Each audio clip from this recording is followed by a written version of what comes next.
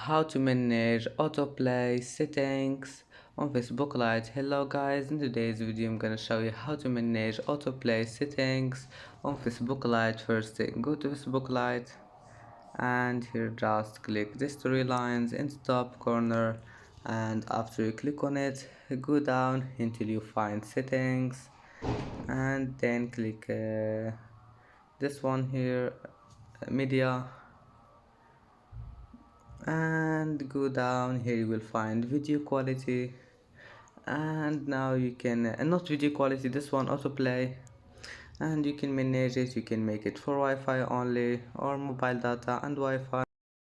And that's it for today's video. If you like this video, please don't forget to like and don't forget to subscribe, and thank you for watching this video until the end, and now see you in the next video.